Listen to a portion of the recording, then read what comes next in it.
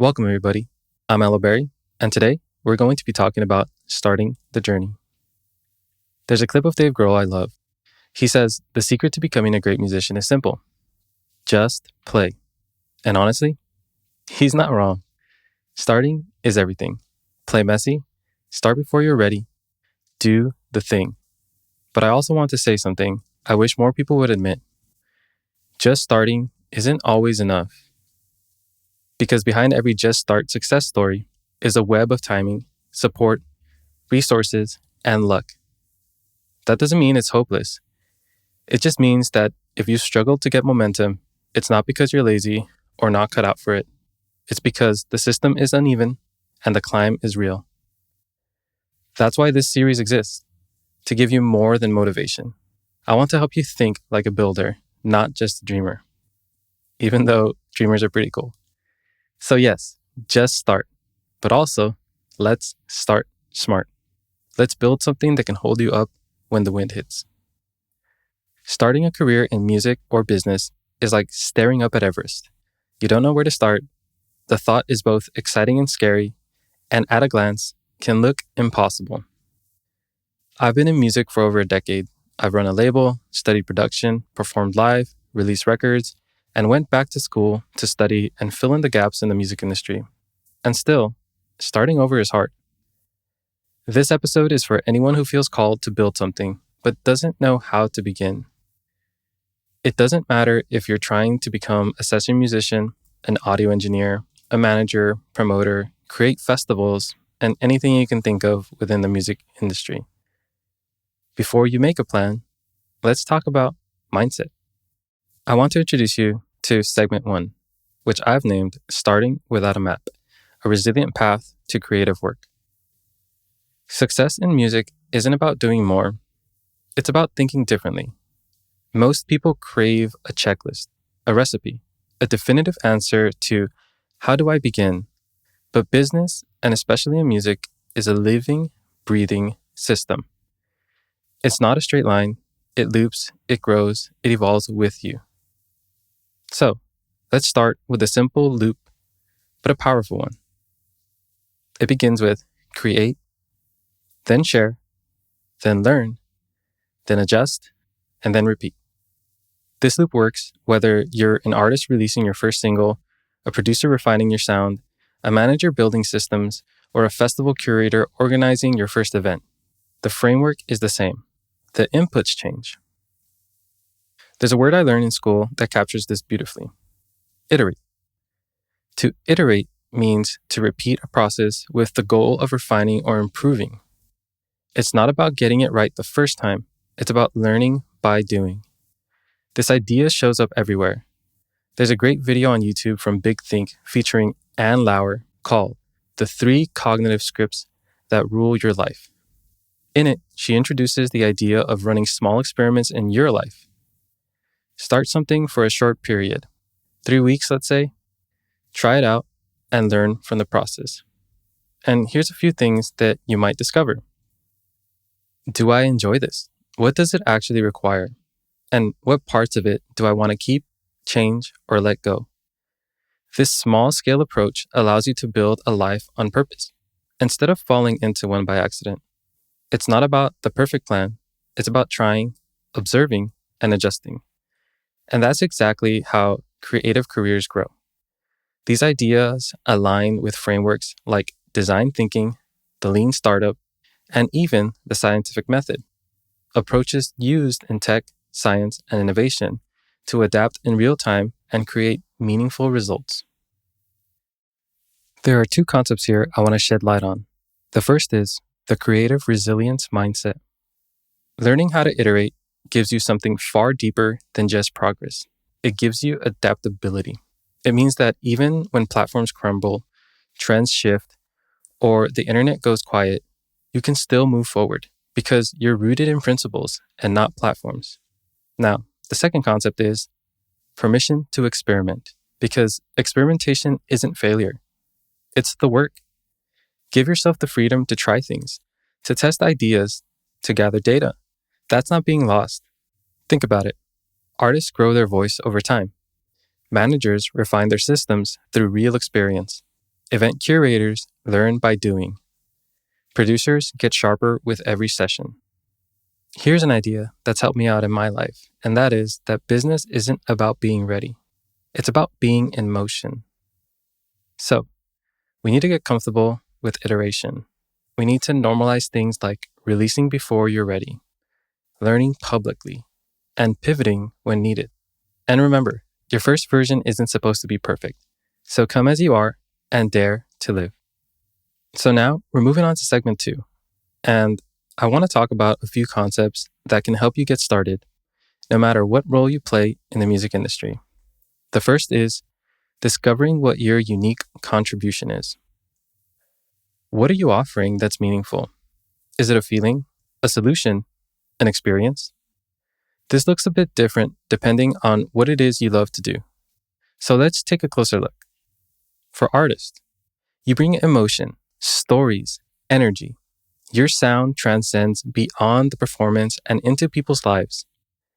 Managers, you bring clarity and movement. You help keep things organized and running smoothly so that progress can appear seamless. Festival curators or event organizers, you create environments, moments of belonging, a space for connection. You're not just throwing events, you're building temporary worlds where community and culture can exist. And engineers and producers, you bring consistency, trust, and quality. You're the last line between the potential and its delivery. When artists work with you, they believe the final product will reflect their truth with polish. So ask yourself, what's my unique contribution? And it could be a plethora of things. So don't be scared to try things out. And now we're moving on to the second concept. Find your people and your aligned community. Who are you in service of? Who actually benefits from what you do? Artist, your people may be those who feel what you feel. These listeners become your foundation because they care. Managers, your community might be the artists you represent and the teams you build, as well as the industry peers you collaborate with. Festival curators, your people might be the scene, the fans of a genre, or even underrepresented communities you're building a space for. And engineers and producers, your people might be the artists who need your ears and instincts. They trust you to elevate their work without compromising their voice. That trust is your superpower. So ask yourself, who am I doing this for? And who truly benefits? Concept number 3 is access points. For artists, streaming platforms, live shows, socials, wherever your energy can be felt. You don't need to be everywhere, just somewhere your people actually hang out. For managers, this could be industry events, your emails, backstage, LinkedIn, strategy sessions. Wherever decisions are made, be present where it matters. For festival curators, local music calendars, niche forums, group chats, IG reels, local record shops. Promotion for events is about culture building, not just flyering. Think about where your tribe is already gathering. For engineers and producers, word of mouth, Spotify credits, client testimonials, or marketplaces like Engineers and Sound Better. A lot of your work spreads through trust. Give people a way to find you through what you've already done. Ask yourself, where do I already show up? And where do my people look for me? And now moving on to the fourth concept, resource awareness. Do you know what it takes to run your vision? Money, time, gear, people. For artists, do you know how long it takes to make and release a song? How much a tour might cost? When you know your inputs, you can stop guessing and start planning, even if it's small tests at first. For managers, do you know your artist burn rate? Your own time capacity? What tools you need to scale? A manager's role is often about keeping the whole ecosystem alive. Awareness is everything. For festival curators, permits, insurance, security, gear, staff, rain plans. Do you know your real overhead? Festivals live or die by logistics. Budget awareness can mean the difference between legacy and burnout. For engineers and producers, your plugins, room treatment, time investment. Do you know what keeps your system running? Your tools are your instruments. Knowing what you need helps you set sustainable rates and protects your energy. So ask yourself, what does it really take to keep going? And what's missing? And now moving on to segment 3, where I want to break down 2 realms I believe art lives in conjunction with the human experience. And those realms are creation and communication. For me, creation equals the soul. No compromise. Your voice, your truth. The act of making something that feels honest and meaningful to you. That's where artists like Kurt Cobain and producer Rick Rubin operate. Make what's true to you. Now, for me, communication is akin to sustainability. It's how you share that creation. It's the bridge between your inner world and someone else's experience. It's everything that helps the art travel. Your release strategy, how you talk about it, where you post it, who you collaborate with, even how it's packaged or titled. That's where business comes in. How do I get this to people and keep doing it sustainably?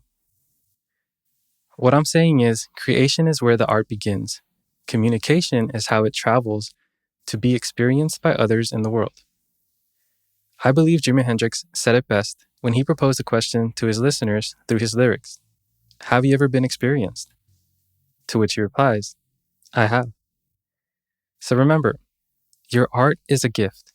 A business model is just the delivery system that keeps the gifts flowing. And you don't have to compromise your soul to reach people. You just need to understand how the world finds things, and then use that understanding to make room for more art. And for me, that's not selling out. It's staying independent by design. And now we're moving on to segment 4, which I've titled Audience as Alignment and Not Limitation. In marketing, you'll often come across the phrase, find your audience. But what if you don't want to box yourself in? In an old interview, Butch Vig recalled Kurt Cobain saying Nirvana's music was going to reach who it was meant to reach, and that was good enough for him. In another interview, Rick Rubin said, we're not thinking about singles, we're not thinking about chart position, we're not thinking about anything but making the most beautiful, honest, and true thing we can. And that's the thing. When we try to measure art too early, we risk limiting what it could be. Sometimes the work just needs to exist first. Then it finds the right people. But once it does exist, once that honest expression is real, you can choose to either let it float in the wind or give it direction. That's where strategy comes in. Earlier, we talked about your people and your access points. This isn't about selling out or diluting the art. It's about not letting it get lost.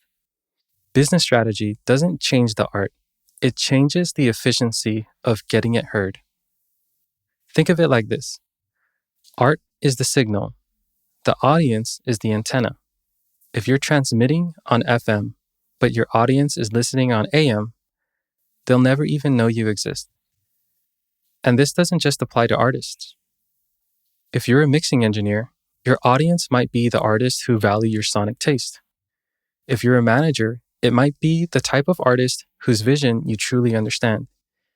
If you're a festival curator, it's the community you're trying to build, not just a crowd, but a culture. Audience is about resonance. It's about knowing who needs what you bring to the table and showing up for them with intention. Target audience isn't about excluding people. It's about knowing where to speak your truth so it actually lands.